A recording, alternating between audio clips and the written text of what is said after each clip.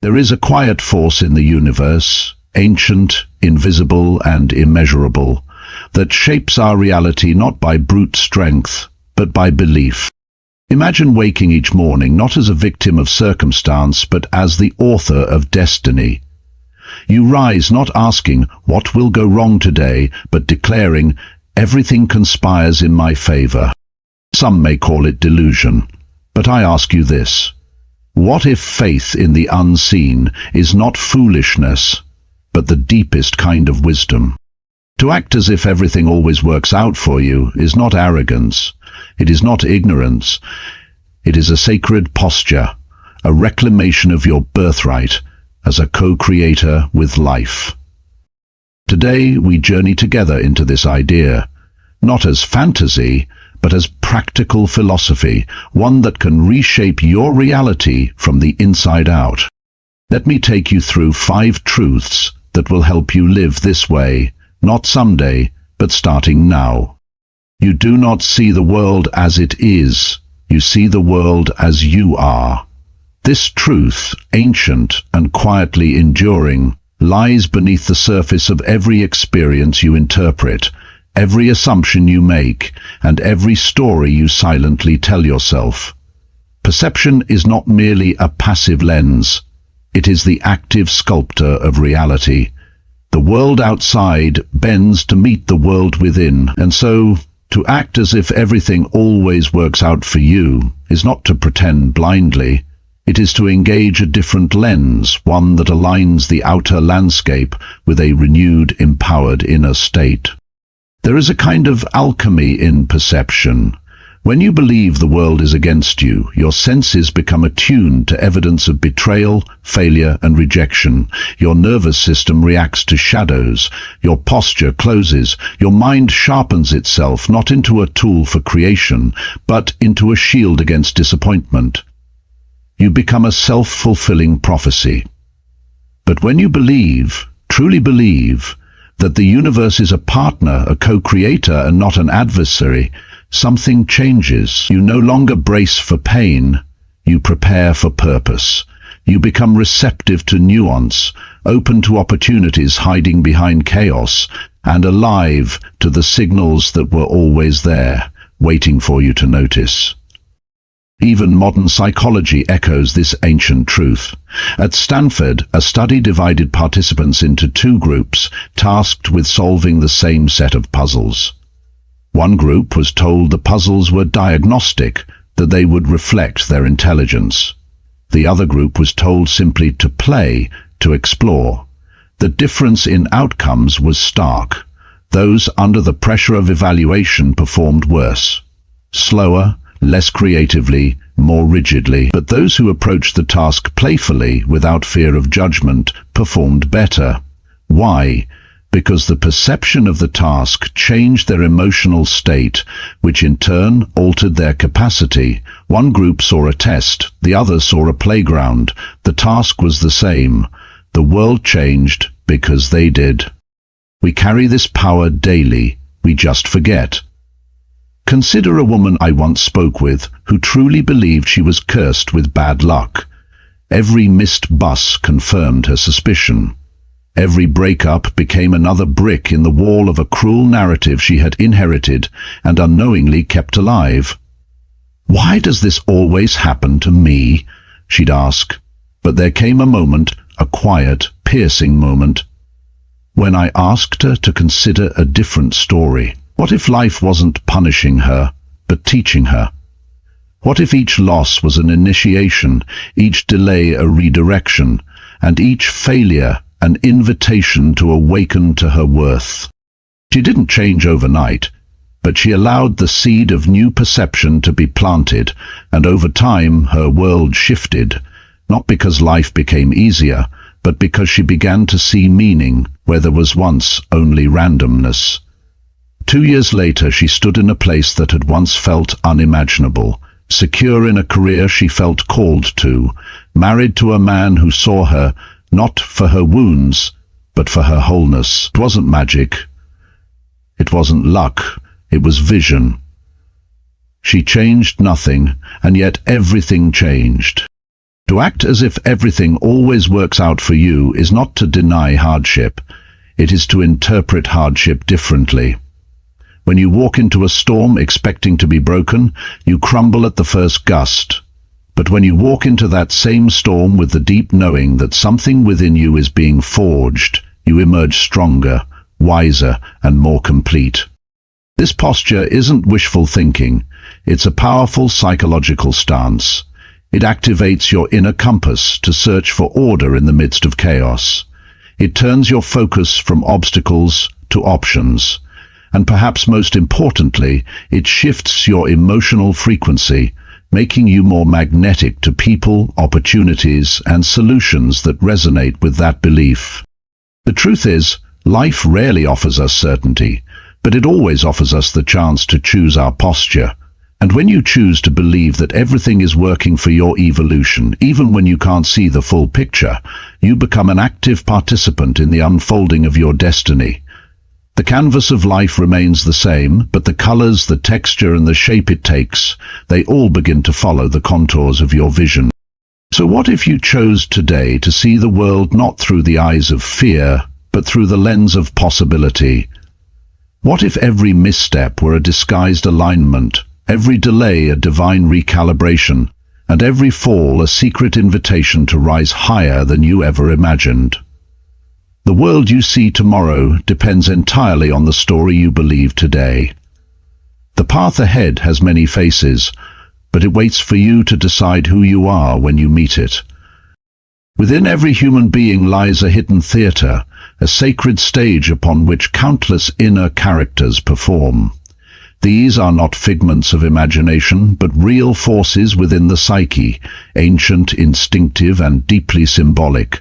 They are the wounded child who longs for safety, the skeptic who distrusts promises, the healer who yearns to mend what was broken, the fool who risks joy without logic, and, most vitally, the hero who dares to act.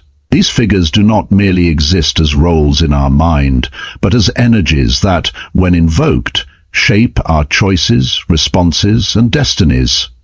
When you act as if everything always works out for you, you are not playing pretend. You are summoning the hero. The hero is not defined by comfort, nor by the absence of fear. The hero emerges not in ease, but in response to adversity. They are the one who, when the road disappears into wilderness, takes the first step anyway. They are not naive. They know pain. They know loss. But they also know that beyond the suffering something waits that is worth the journey. To live as though life is on your side, even when evidence is scarce, is to embody this very spirit.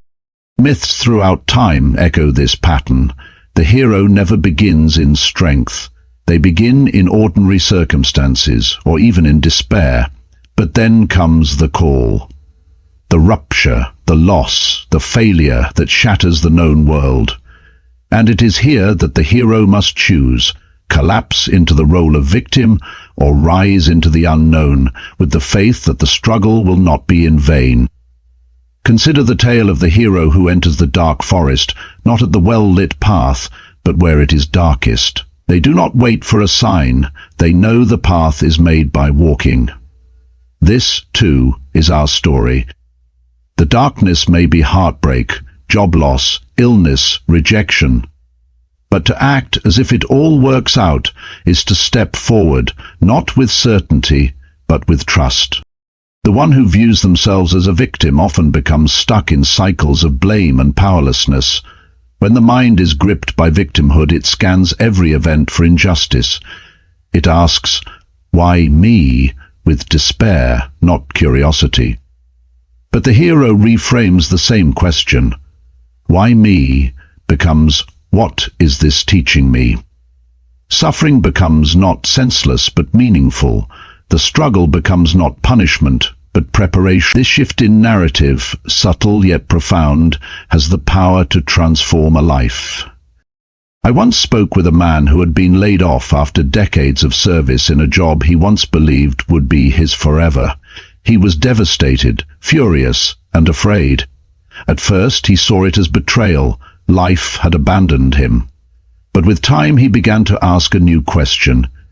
What if I'm being released, not rejected? That question unlocked something deep within him. He began to study, to explore, to dream again. Within 2 years he had launched a consulting business of his own, serving causes that mattered to him. The layoff had not destroyed him.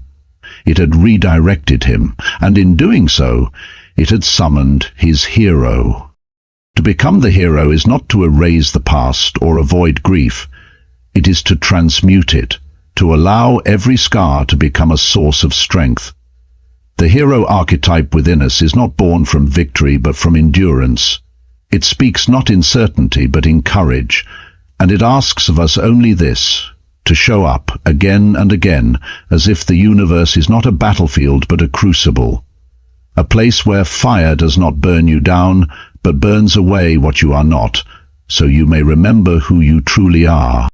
This inner posture changes everything. It does not remove the storms from life, but it gives you the wings to fly through them. And more than that, it changes how others see you. People are drawn to those who carry the energy of the hero, those who act with integrity, purpose, and quiet faith, even in chaos, because in doing so, they remind us of what is possible in ourselves. To act as if everything always works out for you is to step into authorship. It is to refuse the passive script handed down by fear and instead to write your own chapter, not one that denies struggle, but one that insists on meaning. The hero within you is not waiting to be perfect, they are waiting to be chosen. And when you choose them, when you stand up and say, "This too is part of my becoming," you are no longer simply surviving your story, you are creating it. There is a common and persistent illusion that we must first feel ready, confident, or certain before we take action. This belief paralyzes more dreams than failure ever could. People wait for some inner shift before stepping forward, waiting to feel fearless, waiting for clarity, waiting for permission from a mind that rarely gives it. But the psyche is not a spectator. It is not a system that only reacts to emotion or thought. It is a living, evolving field that responds most powerfully to action. When you act as if everything works out for you, you are not engaging in deception or pretending to be something you are not. You are inviting your psyche to rise, to meet the gesture. You are saying, "Even if I do not yet believe it, I am willing to move as if it were true." And the psyche, loyal and attentive, listens closely. It begins to align with the posture you adopt, the tone of your voice, the direction of your gaze. The unconscious does not respond to intellectual debate, it responds to embodiment. This is not some shallow mimicry of success or joy. It is not faking it to impress others or to shield insecurity. No, this is something deeper. It is a sacred form of becoming. When you take the action before the emotion arrives, when you speak truth before confidence appears, when you step into the room before you feel worthy, you are not lying. You are summoning something ancient and true within yourself. You are not building a mask, you are waking up your real face. Studies in psychology now confirm what the soul has always known. At Harvard, researchers found that those who stood in a so-called power pose, open chest, lifted chin, broad stance, for just 2 minutes showed actual changes in hormone levels. Testosterone, associated with confidence and assertiveness, increased. Cortisol, linked to anxiety and stress, decreased. But the most revealing outcome was in behavior. Those individuals became more willing to take risks. Their posture reshaped their biochemistry. The body told the brain, "We are safe, we are strong," and the brain, long trained to react to danger, finally relaxed its grip. This is not magic, it is biology catching up to belief. The body broadcasts messages long before the conscious mind interprets them. The way you stand, the way you walk into a room, the tone of voice you use when you say your own name, these are all declarations to your unconscious. And when you act from a place of dignity, when you move as though life is trustworthy, your psyche gradually accepts that story as truth. So, wake up and dress like someone who expects the best from life. Not out of vanity, but out of respect for your own worth. Speak with a voice that carries the rhythm of self-respect, even if your hands are shaking. Move with the quiet certainty of someone who knows that life unfolds in its own mysterious rhythm, even when you cannot see the path ahead. These are not shallow habits. They are sacred rituals. Each one speaks to the deeper self, saying, "It is time. We are not waiting anymore." So many people wait for the fear to leave before they act. But what they don't realize is that fear often only leaves because they act. Confidence is not a prerequisite. It is a consequence. It is born in the moment you step forward despite trembling knees, in the second you open your mouth before you know what perfect words to say. Action is the womb in which belief is formed. In myth and in life, transformation begins with a single step, not because the hero felt prepared, but because they moved anyway. The moment you take action aligned with the future you desire, you begin to dissolve the past that held you. You break the spell of inertia. You shift from idea to incarnation. And what's more, the world responds. People feel your presence. Circumstances bend in subtle ways to meet the new vibration you emit. Not always immediately, not always clearly, but steadily, surely the outer world begins to echo the rhythm of your inner one. This is not manipulation, it is resonance. When you walk in the direction of your own wholeness, the path that once seemed invisible begins to appear beneath your feet. The mind will always offer you reasons to delay, but your soul is not interested in waiting. It is interested in movement, in showing up, in aligning the invisible world within with the visible world without. When you act as if everything always works out for you, your psyche listens. And then it begins to believe, and once it believes, it no longer waits. There is a subtle, quiet power that arises not when we grasp, but when we release. Most people live clenched, gripping tightly to outcomes, to expectations, to timelines shaped by fear rather than trust. But control, for all its apparent strength, is often just fear wearing a mask. The paradox is this: the more you try to control life, the more life resists you. The more you insist, the more you feel the weight of resistance. And in this struggle, anxiety is born, not because life is against you, but because you have begun to believe that everything depends on you. To act as if everything works out for you is not to withdraw from life or to adopt a passive stance. It is the opposite. It is to participate with your whole self, to show up fully, to give generously, to create, to speak, to risk, and then to surrender the results. Not because the results don't matter, but because you know they are not entirely yours to control. You are a co-creator in a vast, intelligent unfold. You are not the only hand on the loom. This detachment is not indifference, it is a sacred trust. It is what allows the mind to rest, the heart to remain open, and the soul to breathe. It says, "I will give my all, but I will not bind my worth or my peace to what happens next." It's an inner posture that whispers, "I believe there is more at work here than I can see." Think of the farmer. He does not command the seed to grow on his timeline. He does not dig it up each day in anxious curiosity to check its progress. He does not scream at the sky for rain. He does what he can. Tills the earth, plants the seed, waters with care, and then he waits. He trusts the invisible process. He does not see the roots forming beneath the surface, but he knows they are there. His trust is not based on guarantees, but on an understanding of how life moves. He has seen seasons turn, storms pass, and harvests arrive, and so he works, and then he lets go. This is how we are called to live, not as manipulators of fate, but as devoted participants in a larger rhythm. When you act as if everything works out, you stop gripping the steering wheel with white-knuckled fear. You stop listening for direction. You begin to recognize that peace is not found in certainty, but in trust. And trust is not a vague spiritual idea, it is a lived practice, a decision you make over and over again, to let go of what is beyond your reach.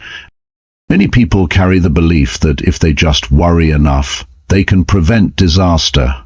That if they anticipate every variable, rehearse every outcome, and try hard enough, they can bend the world to their will. But this is an illusion. The mind, in its constant striving to secure the future, forgets that life is not a machine to be controlled, but a mystery to be entered. The root of anxiety is this illusion that you must carry it all, control it all, fix it all. But the truth is far more liberating. You were never meant to do this alone. You are part of something vast, intelligent and interconnected. Your role is not to manage every detail, but to offer yourself with sincerity and then to trust the unfolding. There is profound strength in this detachment. When you release your obsession with how things must go, you create space for how things could go. You stop forcing and begin allowing. You stop surviving and begin flowing. And in this surrender, you often find that the outcomes you were clinging to were smaller than what life had planned for you. So, live like the farmer. Work with devotion. Pour your care and energy into what you can influence, and then step back. Let the soil do what the soil knows how to do. Let the rain come when it comes. Let time have its way. This is not weakness, this is wisdom. This is how peace is born, not by winning every battle, but by realizing which battles are yours to fight and which are not. When you act as if everything always works out, you step into alignment with this deeper knowing. You remember that you are not just an individual striving in isolation, but a soul dancing in rhythm with a larger force. And in that rhythm, in that dance, you find not just peace, but power. Not the power of force, but the power of trust. There is an unseen thread that weaves through the fabric of reality, something subtle yet undeniably real, that responds not just to what we say or do, but to what we believe. This belief is not a thought you recite to yourself in the mirror. It is not a mantra repeated in the silence of morning. It is deeper, older, more visceral. It is the quiet expectation that hums beneath your actions, the frequency your presence emits long before you speak a word. And it is this belief, held not merely in the mind but in the bones, that gives the world permission to respond to you. When you act as if everything always works out for you, you do not force the world to obey your will. Rather, you begin to resonate with a different truth. You carry yourself not as someone hoping for approval, but as someone who knows they belong. You walk into the room not needing to be chosen, but already chosen by life itself. That shift, subtle to the eyes, thunderous to the unconscious, changes everything, because people, situations and opportunities are not drawn merely to your appearance or skill, but to the energy you bring. There is an old saying that doors open for those who knock. But what they rarely tell you is this: the way you knock matters. A hand that trembles with self-doubt may go unnoticed. A knock that carries conviction, that says, "I am ready," echoes with a different tone, and the world, sensitive, attuned, listening, responds in kind. I remember a young man I once mentored who struggled deeply with this. He had ability, intelligence, and even experience, but he did not believe he was worthy of success. Every job interview he entered, he carried that quiet dread with him, a sense of unworthiness that colored everything he said. The interviewers could not name it, but they felt it. And so, time and again, he was rejected. He thought it was fate. He believed he was cursed. But the truth was, he was closing the door before it even opened. I asked him to try something different. Don't go in needing them to choose you. Go in as if they already have. Go in simply to connect, to discover what this experience wants to show you. He looked at me like I was speaking nonsense, but something in him was tired enough to try. The next week, he went to an interview and changed nothing about his resume or his story. Only his posture.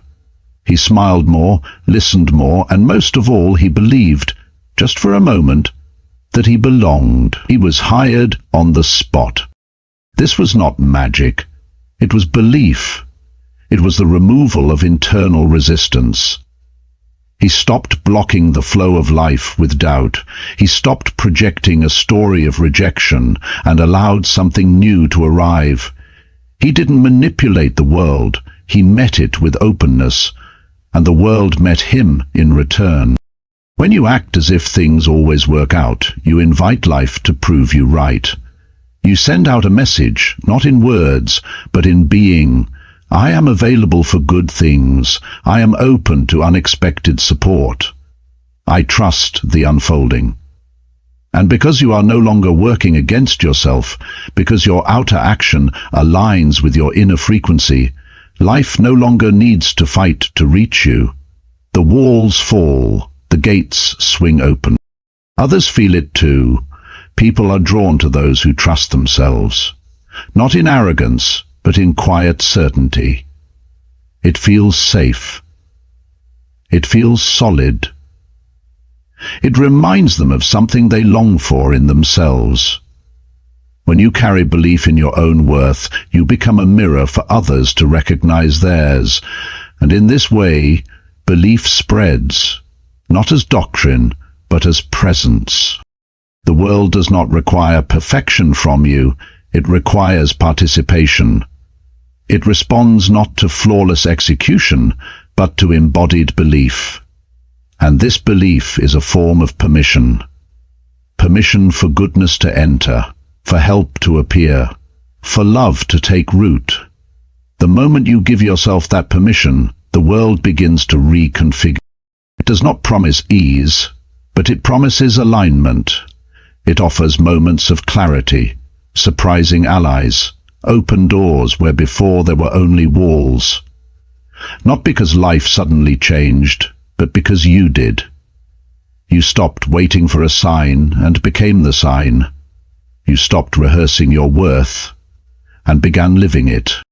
And so, act as if everything works out for you, not to deceive the world, but to awaken it, not to trick life, but to trust it. The belief you carry is not invisible. It radiates. It calls forth a reality that has been waiting for you to believe it's possible.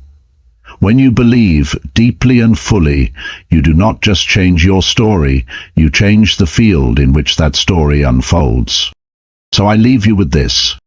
You can go through life as if everything is against you, or you can choose to walk as if the wind is at your back. Not because it always will be, but because that belief alone can change the trajectory of your life. Your posture is a prophecy, your presence a magnet, and your faith a force that bends reality. Act as if everything always works out for you, not someday but now. And watch as the world rises to meet you.